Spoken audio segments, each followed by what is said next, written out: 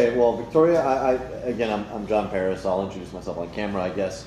Normally, we would introduce the Asian American group to you, but we've interviewed you before. Yes, that's true. We have a long-standing relationship with one another, so Right, I'll skip the formalities. Just so you know, Ms. Smith, your opponent, did not respond to the invitation. We will be having a makeup day. Unfortunately, that makeup day probably won't occur for another 2 or 3 weeks. Okay. Next week, we're doing county-wide and judicial races. The weekend after that, obviously, is Labor Day. The weekend after that, we'll be preparing for our annual banquet, which is on the 13th of September. We'll give you an invitation on your way wonderful, out. Don't worry. wonderful. But right now, that looks like it's going to be about 400 people or thereabouts. So that understandably takes up a lot of our time. Yeah, absolutely. We hope to do the makeup interviews and then get the endorsements out about a month or so before early voting starts on October 18th. Perfect. Toward that end, you had mentioned Harbor Palace. On the weekend of October 18th, we plan on renting out one of the rooms at Harbor Palace, serving free food, inviting people to come down, get their stomachs all full. Then we'll be encouraging them to go out and vote at the early voting booth, which is within the Chinatown area. It's actually it's almost exactly 104 feet, I think, from the front door to the voting area. Oh, that's a great idea. And we'll be inviting the candidates who we endorse to come out, as well. We'll be giving everyone slate cards, so they can vote based upon our endorsement or not. Certainly, it's their choice. We just want to encourage people To vote. to go out and do that civic duty. So, having heard all of that, I said I wouldn't introduce us, and I pretty much did anyway, so I apologize. Let's hear from you. Why have you decided to run for this particular race at this particular time? And that can certainly give us a little background, even though you and I have spoken in an interview, not everyone was on the panel. Okay, sure. Well, I'm a businesswoman of over 26 years now of business. I was in the spa business. I brought a bath and body manufacturing distribution wholesale company to Nevada 10 years ago, and really came here because I think people, when they are wanting to improve or start a business, they'll look at a state that's more business friendly, as we did. We came from California. And when I came here, we had a very business friendly state. Over the years, I kind of saw that it was changing a little bit. When we came here, the education really wasn't improving. I've spent my whole life, besides doing business, in public service, in volunteering, in raising money for different organizations. And so when I sold my business in 2009, I decided that this is what I wanted to do. I wanted to get involved, whether it was helping people in public service or doing public service myself. So that is why I think that running for assembly is an opportunity for me to go up to legislature and be someone who can actually give a business perspective, because I've signed both sides of the paycheck. So that is the main reason that I'm running for office at this time. Lately, we've had, in the last couple of years, we've had a lot of civil rights type issues hit the news and touch many of our lives. We had, the issue in Arizona a few years ago, bless you, with their, the bill that potentially singled out certain ethnicities. We had, DOMA was at the forefront of the news, and then last year, and then this past week even, we've had the shootings in Ferguson County, shooting, I should say. From a civil rights perspective, what ideas do you have, assuming you are elected to the legislature, to perhaps be a little more proactive as opposed to reactive to these kinds of conflagrations? Because when something like this, a situation like this blows up and becomes inflamed, it's too late at that point in time. Right, and I think that's what we need to look at. We need to, first of all, make sure that that we have all the facts before we do anything in those types of situations, and we need to be careful to not make judgments ahead of time and not single out different groups. Also, a big thing for me is women's issues. I think that women still are not having equal pay, and I think we need to look at all that. So those are the kind of things that I'm looking at. Regarding equal pay for equal work, do you think that's going to be a legislative initiative that you take up? I'd like to look at it because it's something that is important to the constituents that I have gone out and spoken with. For sure, women are still saying we're not getting equal pay. So I would look at that. It may not be, you know, I'm not a current legislator, so I know that I'm not going to be able to, you know, be the forefront, but I certainly would like to discuss it with other legislators and get them on board to put that in the forefront when you talk about civic issues. Well, sorry, go ahead, Freddie. As a business person, would you agree to raising the minimum wage law? You know, that is really something that I don't believe that people should make a minimum wage job their career. I really think that the free market will dictate itself. What my main concern is to increase small business. Now, again, let me go back. Politicians say that they create jobs. I don't believe that politicians create jobs. I believe businesses do. I think as legislators, we can either incentivize them or we can stifle them. So what I want to bring to the legislature is finding ways to incentivize businesses and create more jobs and let the free market dictate itself.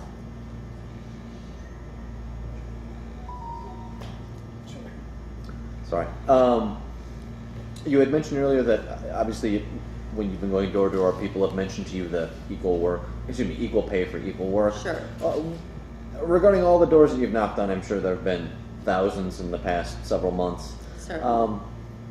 What issue or issues seem to be coming to the forefront of your potential constituents' mouths? Right, because that is not on the forefront. Nice. That is just a civic issue that you brought up. Mm-hmm.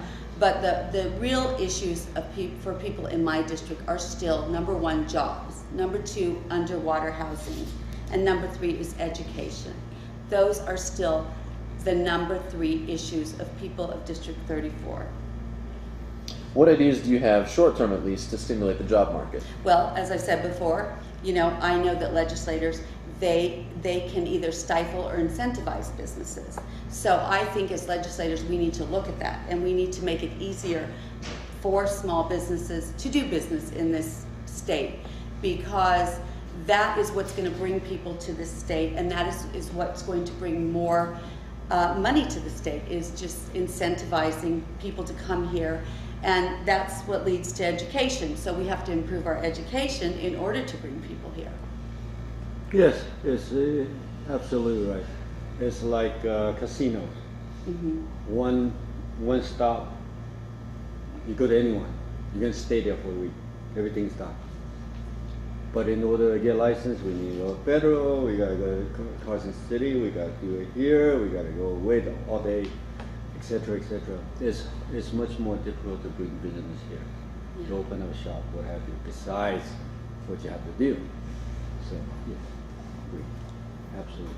We have heard one of the individuals who spoke today, Assemblyman Thompson, indicated he's working with some other individuals to try and have more of a uniform licensure. So that way a person doesn't need to go to the city to do business there and to go to the county and then to also go to Henderson. That way if they, one individual mentioned a locksmith that she had spoken to. A locksmith couldn't let somebody into their car in Henderson, but they could on the other side of the street because it was county. So they had to turn away that business because it wasn't worth it to him or her, I think it was a him, to go through the licensure for Henderson as well as the city, as well as the county, as well as North Las Vegas.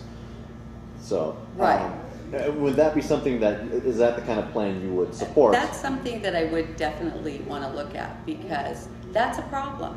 You know, it's if you can't go do business over in the county because you only have a Henderson license, that's a problem. It's a problem for the people who want that business, and it's a problem for the people who are trying to do business.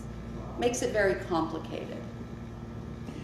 What untapped sources of revenue do you see in the state of Nevada based upon the volunteer work that you have performed for the last several years? What ideas do you have to maybe stimulate the economy?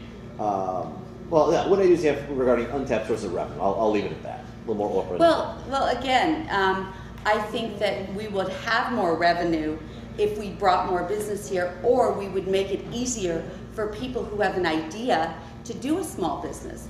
It's so difficult now in certain areas, you know, health industry, different areas, that people sort of take a step back and say, you know, I'm not sure I want to do this. I think the more that we can create small businesses, somebody wants to open a mom and pop restaurant, a mom and pop cleaners, I think it will bring in more revenue. And you still go driving through the city and you see empty for lease signs in a lot of buildings, abandoned buildings. So really, we can bring more revenue in just by making it a more business-friendly state.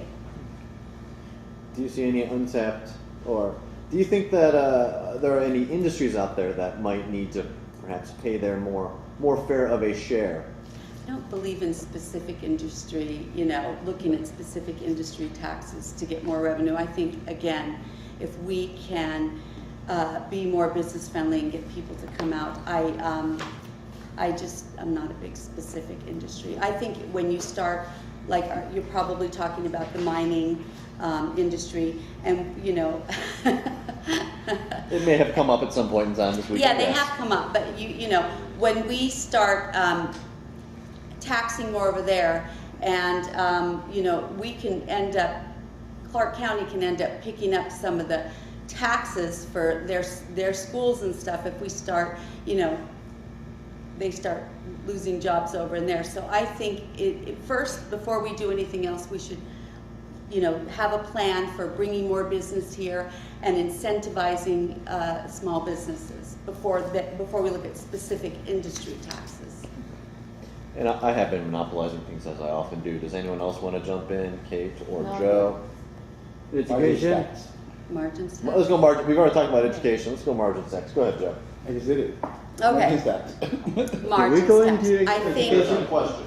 It's a question because they all know it's going to, you know, Yeah. what's about. I'm very much opposed to the margins tax.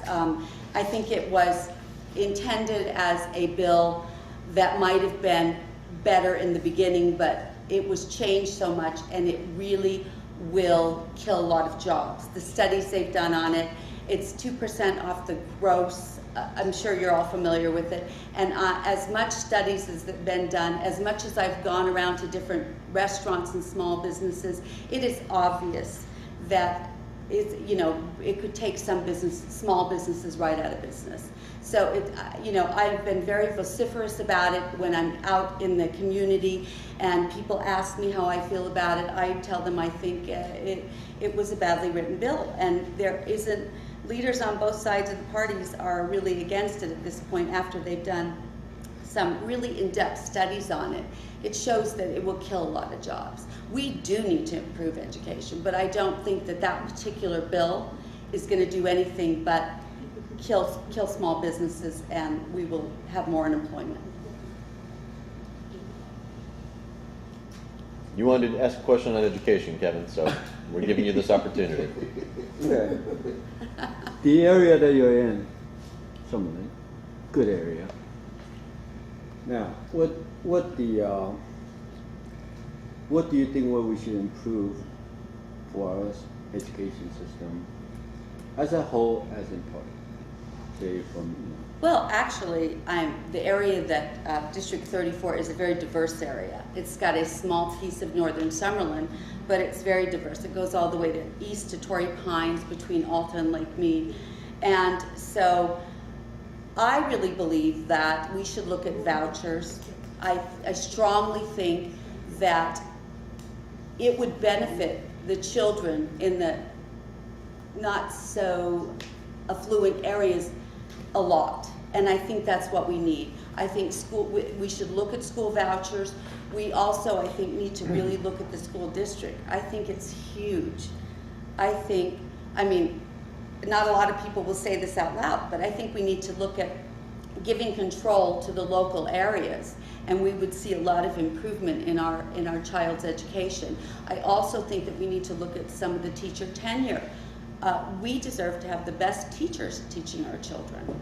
We should reward good teachers. There are so many other things that we can do besides putting a 2% tax, gross tax, on businesses that are working on such a small margin.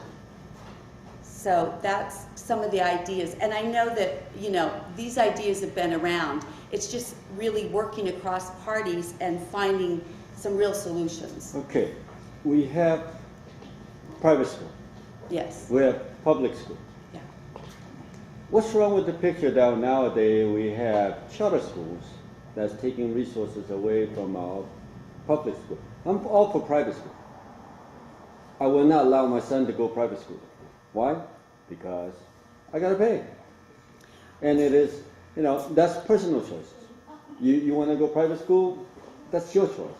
Great. And I agree. But public school should be just one domain where that for the general public, which that I'm part of.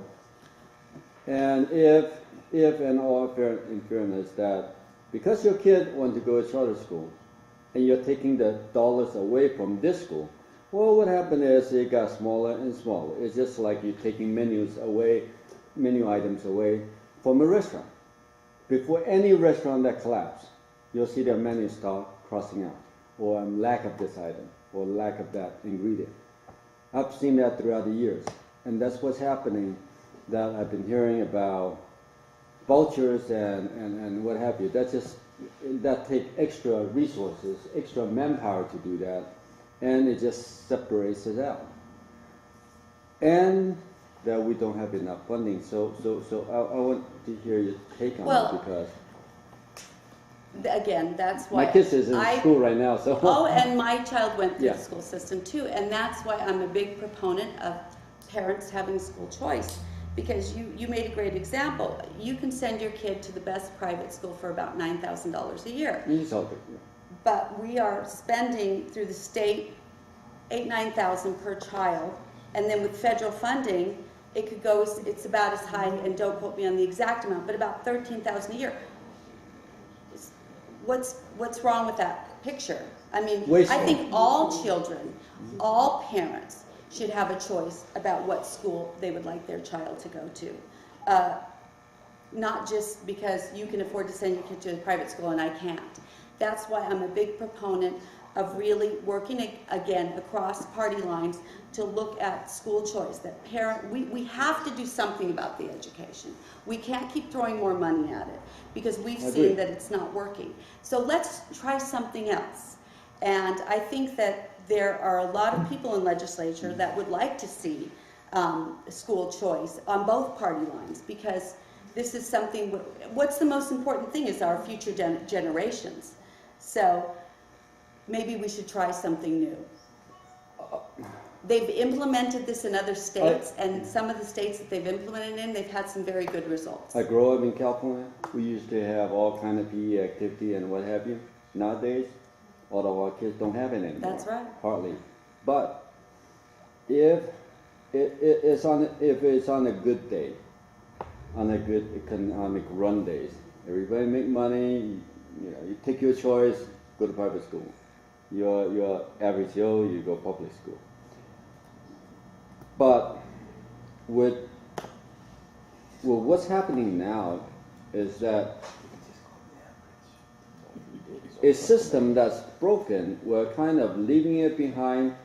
Why is that? Why is this particular public school or other one that's around us, why is it so not doing well? Personally, I chose the house to buy west of Jones versus east of Jones because that school is 1-star rating. This one 4. I moved up there for at least 3 years before my son goes to school, right? I chose to do that. By the end of the day, if parents have choices, they pull out of school, that school just got worse and worse. Wouldn't it be? No, I would think it would make schools more competitive, is what I would think. I think that once you do that, schools would be more competitive to bring their children in. They want those vouchers. And like I said, I also really think we need to look at putting the responsibility and some of the monies into local hands. I think that our district is just one of the biggest in the nation. I heard it was 5th, and now I'm hearing it's 1st. It's too big. I think it's too big. I think we need to look at that. I think there are so many things that we can investigate in the legislature on options besides losing more jobs or Okay. killing more small businesses. Because So- I think if the margins tax bill 3 on the ballot passes, we're going to have a lot more unemployment. And right now we're just starting to see the state increase in employment and revenue. And if that bill passes, I think it's just going to set us back. I have a question, Yeah. still on the school district. The rating for the school districts, I think we have about 3 or 4 that are 10, a couple that are 8. We have 3s and 2s and 4s. Why the discrepancy? Well, they're supposed to be on the same curriculum, right? And yet others are rated 4, others are rated 5. Are you talking about the schools? The schools in the district? Yes, Okay. the schools in the why is there such a Rated discrepancy in the rating, meaning the curriculum? Right. That aren't they supposed to be on the same curriculum? What would it take for the 3s and the 4s and the 5s to get to at least a 7? Well, I think we have to look at, again, at the school district being so large, and we have to look at the teacher tenure and see why we're having such discrepancies. And that's why I believe that more local control, we can get a grasp on what's happening. So city of Henderson should have their own school district there. It is a city already, Yeah, right? it's already an North Vegas incorporated should have city. its own or what have you, according to the city, right? They Then control the that would budget. mean that you would regionalize it. That should be, we should have competition among schools, or put the school on Yelp, for crying out loud. You know, It's rate not a the city, school, well, it's a county, so. but at Yeah, the bare minimum, it's much better to compete within. Yeah, and like you were saying, if you want to do business in the county, you have to have a license there. But, in Henderson, it's under the Clark County. I mean, it just seems like there's so much more we can really sit down and look at besides the first thing is let's just tax more. I don't think the people of Nevada have any more appetite for taxes at this time. Going door to door, as you asked, people don't have money. They're complaining. They're tired. They want changes. It's really. We cannot copy California, because they went, I'm from there. Right. They went out of business. I don't want to do business there. I've been doing it for many, many years, and it's terrible. Yeah. We're a small town. We can't do that. Not in Half Moon Bay.